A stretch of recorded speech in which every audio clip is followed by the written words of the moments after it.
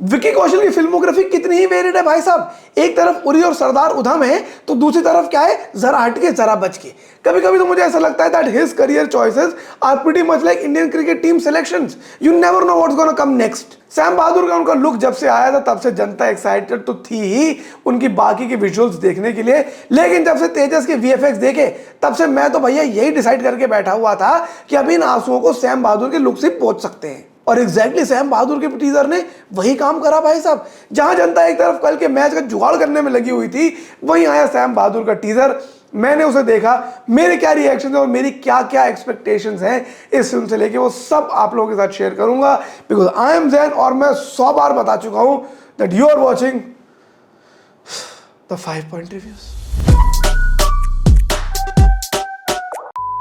Some lives are meant for greatness.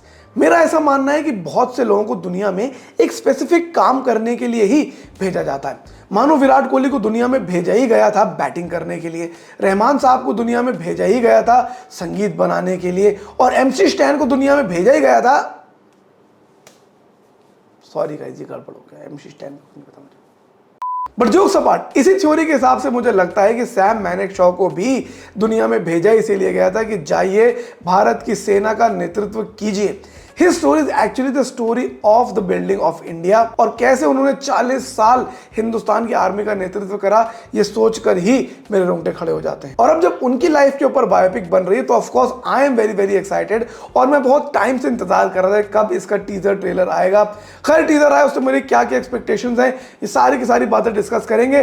But सबसे पहले discuss करते हैं फिल्म का plot. Film of course biopic है फील्ड मार्शल सैम मानेकशॉ साहब की, जो इंडिया के चीफ ऑफ आर्मी स्टाफ रह चुके थे। वर्ल्ड वॉर 2 से इंडियन आर्मी के साथ जुड़े और 1971 की बांग्लादेश लिबरेशन वॉर में भी उन्होंने दुश्मन को अपने सामने घुटने टिकवा दिए। और अगर आप भी कभी किसी आर्म फोर्सेस के लोगों के साथ बैठेंगे और उनका जिक्र भर छेड़ दें, चांसेस आर कि वो लोग भी आपको नम आंखों से सैम मानेकशॉ की बहादुरी के किस्से सुना ही देंगे। Such is the legend of Sam Manekshaw साहब that is become a part of army folklore, और उनकी बहादुरी के किस्सों की वजह से ही उनका नाम पड़ गया था सैम बहादुर। ये होता था पहले, ऐसे बहादुरी दिखाई जाती थी भाई साहब अपनी जान की बाजी लगाकर। ये नहीं कि स्टूडियो में बाहर से ताला लगा के अंदर से डिश ट्रैक बना दिया और 250-250 रुपए अपनी आर्मी लगा दी उनको ट्रोल करने के लिए। But when you have a life as glorious and as eventful as Sam Manekshaw साहब had, it deserves to be shown. I think यहीं से क्लियर हो जाता है कि फिल्म का प्लॉट कितना ज्यादा इंटरेस्टिंग होगा, बिकॉज ये ना सिर्फ उनकी कहानी है बल्कि हमारे देश के इतिहास की भी कहानी है, specially in the first few formative decades. Period drama होगा, ऑफ कोर्स 40 साल का उनका आर्मी का करियर है, वो कैसे स्पैन आउट होता है ये देखने में बहुत ज्यादा मजा आएगा। अगर आप लोग को हिस्ट्री और आर्मी से रिलेटेड फिल्में इंटरेस्ट करती है तो भाई साहब ये पिक्चर तो बिल्कुल भी आप अफोर्ड ही नहीं कर सकते मिस करना। ये टेक्निकली मेरा नोट टू सेल्फ है। Point number 2, the casting of the film. Look, I know Vicky Kaushal has done a bunch of questionable films in the past, लेकिन somehow उनके कैरेक्टर्स हर बार और उनकी एक्टिंग हर बार बढ़िया ही निकल कर आती है। Somewhere his performances are like 5-star hotel की डिशेस, कि बाकी का माल अंदर से कैसा भी हो दिखने में एकदम चकाचक लगता है। He has always done his role the best he can, and of course his acting took center stage with Uri and Sardar Udham, जहां पर हमने देखा कि वो कितने बढ़िया एक्टर भी हो सकते हैं अगर वो एक अच्छा रोल करें तो। एक तो वर्दी उन पे कितना सूट करती है भाई साहब। अरे भैया अगला तो पाकिस्तान की वर्दी में भी एकदम टनाटन लगता है, जब अपने देश की वर्दी पहनेगा तो क्या ही लाजवाब लगेगा। पर्सनैलिटी भी होती है ना भाई साहब वर्दी पहनने के लिए, उसकी पर्सनैलिटी है वैसी। आप कुंजागू बोबा को कोई वर्दी पहना दे कैसा लगेगा। पर यहाँ पे जो उनके सीन्स देख रहे हैं with his confrontation with the power, his confrontation with the family, army के साथ जो टाइम स्पेंड कर रहे हैं, उनकी बॉडी लैंग्वेज, उनकी डायलॉग डिलीवरी, ये सारी की सारी चीजें बहुत ही ज्यादा इंटरेस्टिंग लग रही है और बहुत इंस्पायरिंग लग रही है। Sanya Malhotra as his wife also looks promising. बहुत ही फ्लीटिंगली उन्हें देखा गया टीजर के अंदर, लेकिन देख के लगा कि वो अच्छी चॉइस है। I am just surprised by the casting of Fatima Sana Shaikh as Mrs Indira Gandhi. मतलब यार लारा दत्ता इतनी बढ़िया इंदिरा गांधी लग रही थी, उन्हें ही ले लेना चाहिए था। कल को विराट कोहली की बायोपिक बनेगी तो उसमें शाहिद कपूर कोई लोगे ना कि सीधा अहमद शहजाद को ही कास्ट कर लोगे।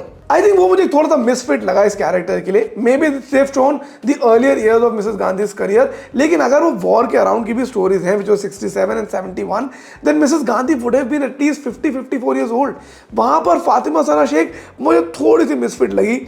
देखना होगा कि आगे ट्रेलर जब आता है तो उनका कैरेक्टर उभर कर आता है, कुछ अलग दिखती है, बट एज ऑफ नाउ वो मुझे थोड़ा सा खटक रहा है कहीं ना कहीं। Point number 3, the production quality of the film. जिस तरह का टीजर में विजुअल्स देखे हैं उससे देख के लग रहा है कि भाई साहब प्रोडक्शन क्वालिटी पर भी बढ़िया ध्यान दिया गया है। लोकेशंस अच्छी हैं, सेटअप अच्छे हैं और कहीं से भी वो सस्ती प्रोडक्शन वाली फील नहीं आ रही है। शॉट्स बढ़िया दिख रहे हैं, स्केल अच्छा दिख रहा है and a film like this actually deserves to have production of that scale. हमने मिशन रानीगंज में देखा कि कैसे एक शॉर्टी प्रोडक्शन, खराब वीएफएक्स, खराब प्रोडक्शन क्वालिटी एक अच्छी फिल्म को भी ब्रिंग डाउन टेक्निकली कर सकती है एंड आई एम ग्लैड कि एटलीस्ट सैम बहादुर में वो चीज़ काफ़ी प्रॉमिसिंग दिख रही है। ऑफ कोर्स टीजर ही आया, ज़्यादा कुछ पता नहीं चल सकता, जब ट्रेलर आएगा तो बड़ी पिक्चर देखने को मिलेगी, क्योंकि टीजर पे तो मैंने गणपत की भी तारीफ कर दी थी। अब मैं भाई साहब अपने रुमाल सूंघता हूँ, अपने मुंह से सूंघता हूँ कभी कभी कि मैंने क्यों करा था ऐसा। ठीक है भाई साहब, इंसान गलतियों से सीखता है। Point number 4, the direction of the film. देखो गाइस, टीजर से पिक्चर का डायरेक्शन जज करना वैसा ही है जैसे शुभमन गिल की स्टोरी देख के उनके प्लेटलेट काउंट को जज कर लेना। लेकिन नोइंग मेघना Gulzar, we can be assured of the fact that the direction will have its own sensibilities. Raazi और तलवार दोनों में ही we saw very mature side of मेघना Gulzar and we were almost assured कि वो एक लाउड ब्रैश फिल्म तो नहीं ही बनाने वाली। जिस तरह की सेंसिबिलिटीज, जिस तरह की वो नुआंस लेकर आती हैं अपनी पिक्चरों में, अपनी राइटिंग में, उसी नुआंस और सेंसिबिलिटी की मैं उम्मीद कर रहा हूँ सैम बहादुर से भी। एंड इफ मेघना Gulzar is able to bring her A game to the film, मुझे लगता है कि फिल्म बहुत ही बढ़िया होने वाली है। पॉइंट नंबर 5 कुछ है नहीं मेरे पास फिलहाल, बस इतना ही है कि मैं काफी एक्साइटेड हूँ कल का मैच देखने के लिए। जो मैच मैंने परसों देखा था उसका व्लॉग डाल दिया, ये 5वें पॉइंट गया उसे देख लेना। फिलहाल मुझे तो इजाजत, मैं जाके देख रहा हूँ सुल्तान ऑफ दिल्ली, ताकि कल समय रहते उसका भी रिव्यू आप लोग को दे सकूं। भाई कल तो मैच है, देखोगे तुम लोग तो हो नहीं, लेकिन फिर भी मैं अपना काम तो पूरा करूं, कोई और करे ना करे। मैं तो भैया छोटा मोटा रिव्यू ना, नेता थोड़ी हूं कि अपना काम ना करूं तब भी जनता पसंद करेगी। Bye bye bye.